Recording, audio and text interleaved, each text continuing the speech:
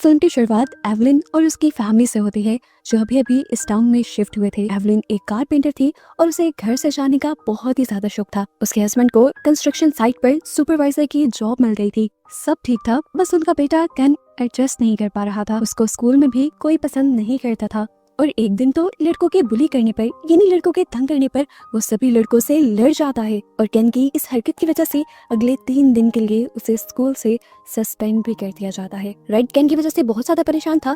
ऊपर से जब वो घर आया तो उसने देखा कि उसकी वाइफ एवलिन ने यूराया नामी किसी आदमी को बुलाया हुआ था जो उसका दोस्त था। यूराया बोल नहीं सकता था लेकिन वो स्पिरिट मीडियम का काम करता था, यानी वो सोल्स और ऐसे ही दूसरी ना दिखने वाली क्रिएचर्स से बात कर सकता था। एवलिन जो इन चीजों पर बिलीव करती थी वो यूराया के जरिए ये बात जानना चाहती थी कि उसका घर सोल फ्री है या नहीं, लेकिन रेड इससे बहुत ज्यादा तंग आ चुका था। वो एवलिन पर बहुत गुस्सा करता है और एवलिन को मजबूर होकर यूराया को यहाँ से भेजना पड़ जाता है। खैर कुछ देर बाद हम देखते हैं कि रेड और एवलिन केन से बात करने के लिए उसके पास बैठते हैं और उससे पूछते हैं कि आखिर तुम्हें मसला क्या है। तो केन बताता है कि सब बच्चे मुझे बुली करते हैं और वो मुझे प्यारा नहीं समझते। केन ने जो किया था उसकी सजा के तौर पर ये केन की वीडियो गेम्स वगैरह बंद कर देते हैं, लेकिन क्योंकि उन्हें ये भी एहसास था कि इस सब में केन भी सफर कर रहा है और उसकी ज्यादा गलती भी नहीं है, तो वो अगले दिन उसका मूड ठीक करने के लिए एक ट्रिप का भी प्लान बना लेते हैं। केन इतना ज्यादा एक्साइटेड हो गया था कि सुबह एवलिन और रेड के उठने से पहले ही वो उठ गया और उसने खुद जाके अपने मॉम डैड को उठाया। इन लोगों ने पिकनिक की तैयारी की और ये लोग जंगल में पहुंच गए। यहाँ पे केन चीजों के साथ खेल रहा था तो एवलिन और रेड एक दूसरे से बात कर रहे थे। एवलिन कहती है कि मुझे कुछ भी चीजें ठीक नहीं लग रही, मुझे नहीं लग रहा कि केन एडजस्ट कर पाएगा। तो रेड उससे कहता है हौसला रखो, वक्त गुजरेगा और आहिस्ता आहिस्ता चीजें नॉर्मल होने लगेंगी। यहीं पर रेड एवलिन को एक सरप्राइज भी देता है। वो जानता था कि एवलिन को क्राफ्टिंग का कितना ज्यादा शौक है। वो एक कारपेंटर जो थी, इसलिए उसने एक ऑनलाइन स्टोर का इंतजाम किया था जहाँ पर एवलिन अपनी बनाई चीजों को बेच सकती थी। और ये जानकर एवलिन को बहुत ज्यादा खुशी होती है। ये लोग बातें करते करते इतना खो जाते हैं कि इन्हें पता ही नहीं चलता कि इनका बेटा केन कहाँ पर है। काफी देर के बाद जब उन्हें इस चीज का एहसास होता है तो वो जंगल में अपने बेटे को देखने लग जाते हैं और उन्हें अपना बेटा जंगल में एक अजीब से दरवाजे के सामने खड़ा दिखता है। ये दरवाजा इनके लिए भी अजीब था क्योंकि ऐसा दरवाजा इन्होंने पहले कभी नहीं देखा था। इस दरवाजे के दूसरी तरफ कोई घर, कोई कमरा नहीं था और इस दरवाजे को जंजीर से भी बांधा गया था। इसको देखने पर ये काफी पुराना लग रहा था और काफी मोटी लकड़ी से बना हुआ था। रेड तो इसे इग्नोर कर देता है, पर एवलिन रेड से कहती है देखो हमें घर में भी एक डोर की जरूरत है और इसकी हालत अभी भी काफी अच्छी है, मैं इसे रेनोवेट करके अपने घर में इस्तेमाल कर सकती हूँ। इसलिए एवलिन के कहने पर रेड इसे गाड़ी में रखकर ये लोग इस डोर को घर ले आते हैं। अगले 3 दिन तक इस डोर को ठीक करने के लिए और नए जैसा बनाने के लिए एवलिन दिन रात एक कर देती है और इस पर बहुत मेहनत करती है। उसने डोर के पुरानी हुक्स और क्लिप्स उतार दिए थे और वहाँ पर नए इंस्टॉल कर दिए थे। दरवाजे को अच्छी तरह रिपेयर करने के बाद उसने इसे पेंट करके बिल्कुल नया जैसा बना दिया था। अब क्योंकि इनके एक कमरे में दरवाजा नहीं था तो इसीलिए रेड और एवलिन मिलकर इस डोर को उस कमरे के बाहर लगा देते हैं। खैर अगला दिन हो जाता है और इनके साथ अजीबोगरीब काम होना शुरू हो जाते हैं, जिससे हमें तो ये साफ अंदाजा हो जाता है कि वो डोर कोई आम डोर नहीं है।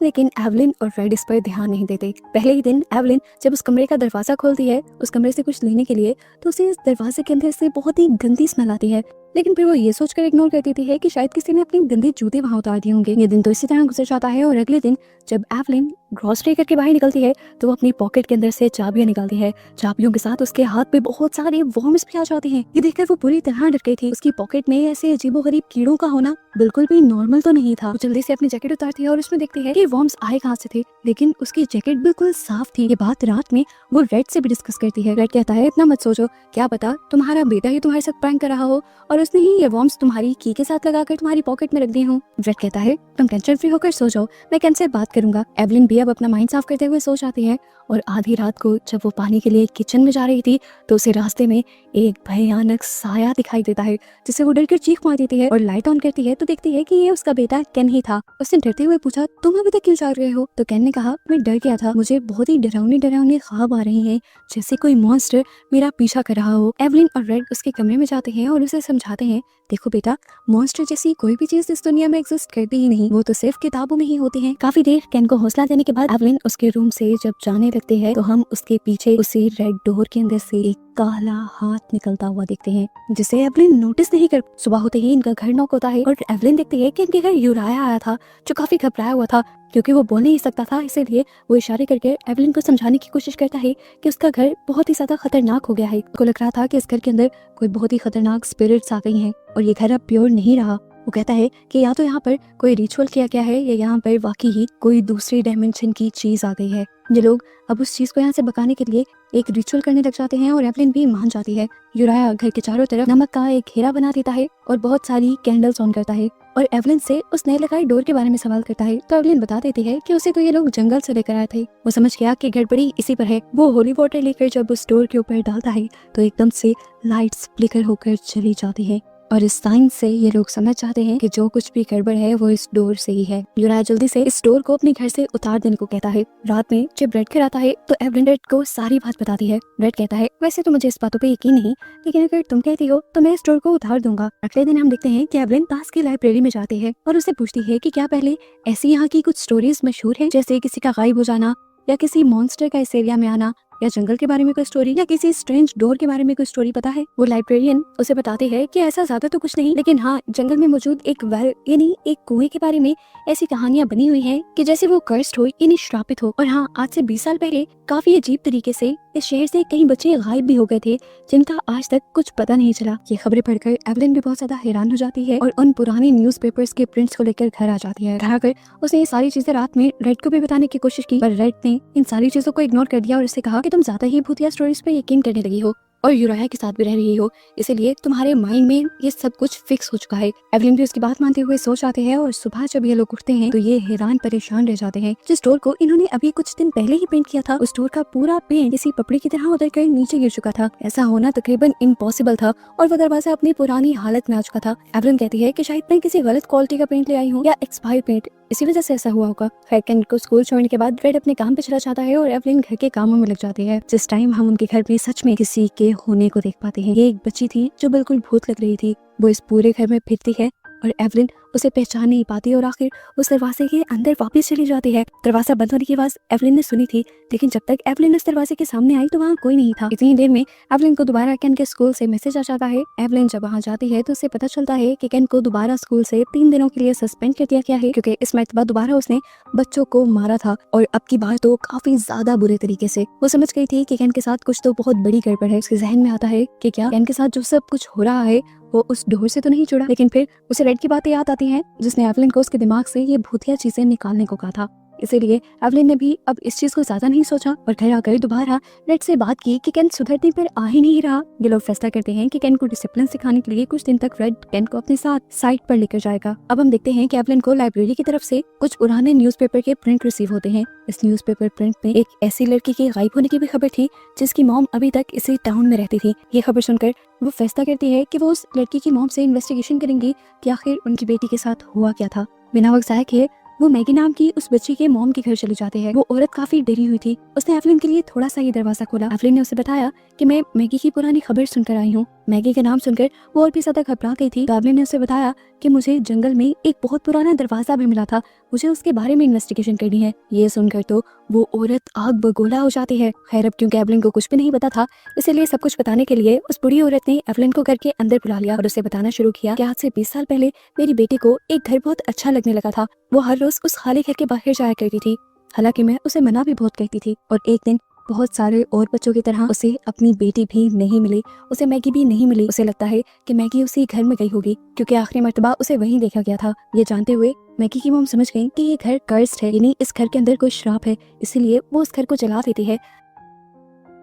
लेकिन हैरानी की बात थी, पूरा घर जलने के बावजूद वो दरवाजा नहीं जला था। ये देखते हुए वो समझ गई कि ये जरूर किसी और डायमेंशन का या जहन्नुम का दरवाजा है जहाँ पर मासूम बच्चों की सोल्स चली जाती हैं। इसीलिए उसने उस दरवाजे को जंजीरों से बांधकर जंगल के दरमियान में छोड़ दिया ताकि कोई भी बच्चा उसका शिकार ना हो सके। उस दिन के बाद से बच्चे गायब होना कम हो गए। लेकिन अब एवलिन क्योंकि वो दरवाजा दोबारा अपने घर इन्हीं शहर में ले आई थी, तो इसका मतलब था कि हिस्ट्री अब अपने आप को रिपीट करेगी। एवलिन ने अभी ये बात सुनी ही कि फौरन ही उसे उसके हस्बैंड रेड का मैसेज आया जिसने बताया कि वो केन को घर छोड़ चुका है। ये सुनते हुए वो घबरा कर फौरन घर की तरफ भागी क्योंकि वो जानती थी कि अब उसका बेटा उस दरवाजे की वजह से खतरे में है। और घर पहुंचने पर वही हुआ जिसका उसे डर था। केन उसे कहीं भी नहीं मिला। फौरन से वो ये खबर रेड को भी दे देती है और अब ये दोनों मिलकर अपने बेटे को ढूंढने लग जाते हैं। पूरे शहर में ढूंढने के बाद जब उन्हें अपने बेटे का कोई सुराग नहीं मिलता तो रेड पुलिस में भी रिपोर्ट कर देता है। यहाँ पर हर तरफ इन्वेस्टिगेशन होना शुरू हो जाती है और हमें उस दरवाजे के अंदर से केन की कार बाहर आती दिखाई देती है, जिसका साफ मतलब था कि केन उस दरवाजे के अंदर ही है। रेड तो पुलिस के साथ लगा हुआ था केन को ढूंढने के लिए, लेकिन एवलिन समझ गई थी कि उसे ना तो किसी ने किडनैप किया है और ना ही वो भटका हुआ है। वो जरूर उसी डोर के पीछे है, क्योंकि केन ने पहले भी कई मर्तबा अपनी मॉम को बताया था कि उसे अजीबोगरीब मॉन्स्टर्स अपने ख्वाबों में डराते हैं। एवलिन पछता रही थी कि क्यों वो अपने बेटे की बात ना समझ पाई, क्यों वो उसके डर को महसूस ना कर पाई, और आज उसके डर ने उसी को खा लिया। वो जानती थी कि पुलिस तो यहाँ कुछ नहीं कर सकती और जो उनकी मदद कर सकता है वो कोई और नहीं बल्कि यूराया था, इसलिए वो यूराया को अपने घर बुला लेती है। जैसे ही यूराया घर आता है तो एवलिन उसे सारी चीजें बताती है कि किस तरह पिछले कुछ दिनों से केन को मॉन्स्टर्स के ख्वाब आ रहे थे। एवलिन को भी इस घर में डर लगने लगा था और वो उस दरवाजे की भी सारी कहानी यूराया को बता देती है, जो उसे मैगी की मॉम से पता चली थी और न्यूज़पेपर्स के जरिए पता चली थी। यूराया उनकी बातों को सुनकर ये बात कंफर्म कर देता है कि वो डोर कोई सादा डोर नहीं है, बल्कि वो दूसरी दुनिया का एक पोर्टल है और जरूर उस दुनिया के पीछे किसी डीमन का राज है। यूराया को लगता था कि अगर कोई इसके अंदर जा सकता है तो वहाँ से वापस आने का भी कोई ना कोई पॉसिबल तरीका तो होगा। वो इन दोनों से कहता है कि हमें स्टोर को सबसे पहले उसी जगह पर रखना होगा जहाँ से ये लोगों को मिला था, ताकि वहाँ जाकर ये लोग अपने रिचुअल के जरिए इस दरवाजे की पीछे की दुनिया यानी स्पिरिचुअल वर्ल्ड से कांटेक्ट कर सके। रेड और एवलिन उसकी बात मानते हुए इस दरवाजे को उतार कर बिल्कुल उसी जगह पर रख देते हैं जहाँ से इन्हें मिला था। कुछ कैंडल्स जलाते हुए ये लोग एक रिचुअल की तैयारी भी कर लेते हैं। यूराया अब अपना रिचुअल शुरू कर देता है, यहाँ पर कुछ सिंबल्स बनाते हुए। जैसे जैसे ये रिचुअल आगे बढ़ रहा था, इस जगह का माहौल और भी ज्यादा डरावना होता जा रहा था। हर चीज डार्क होती जा रही थी, सारी कैंडल्स बुझने लगी थी, यहाँ तक कि उनका आखिरी लालटेन भी बुझ जाता है। जिस टाइम यहाँ पर एंट्री करता है वही भयानक शैतान जो इस डोर के पीछे रहता था। इस टाइम इन्हें वो नजर नहीं आता, लेकिन यूराया उससे बात कर रहा था। सिर्फ यूराया ही उसे देख सकता था। यूराया उससे बात करता है कि उसे उस दरवाजे के पीछे जाना है। फिर डीमन उसे कहता है कि उस दरवाजे के पीछे जाने की एक कीमत है और तुम्हें मुझे कुछ देना होगा, इस दरवाजे की चाबी। यूराया इस दरवाजे की चाबी भी उसे दे देता है और वो चाबी फौरन से उस दरवाजे के अंदर गायब हो जाती है। इसके बाद वो दरवाजा अब इनकी आंखों के सामने खुल जाता है।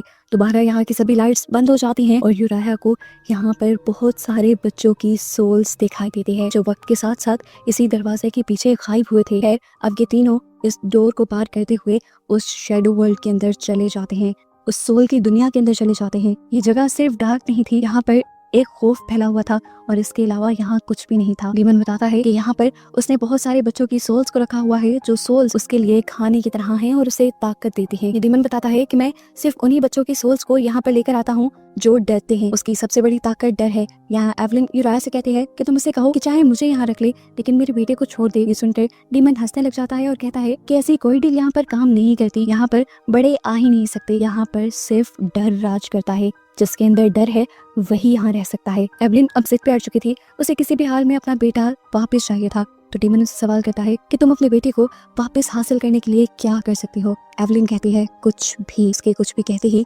यहाँ वो डीमन इनके सामने एक कॉन्ट्रैक्ट रखता है और बताता है कि तुम्हारे बेटे की जान वापस देने के बदले तुम इस डोर को किसी ऐसी जगह लगाओगे जहाँ से हर रोज मैं किसी एक बच्चे की सोल को ले सकूंगा। अपने बेटे के प्यार में खुद गर्ज एवलिन उसकी ये भी बात मान लेती है और इस डॉक्यूमेंट पर साइन कर देते हैं। ये साइन करते ही उनके पीछे का डोर दोबारा खुलता है और उसमें से डरा सहमा बीमार और कमजोर हुआ केन बाहर निकल आता है, जिसे देखकर एवलिन बहुत ज्यादा खुश हो गई थी। फाइनली ये लोग अब अपनी असली दुनिया में वापस आ चुके थे। बज़ाहिर तो अब कोई प्रॉब्लम नहीं रही थी, पर यूराया बताता है कि प्रॉब्लम अभी है।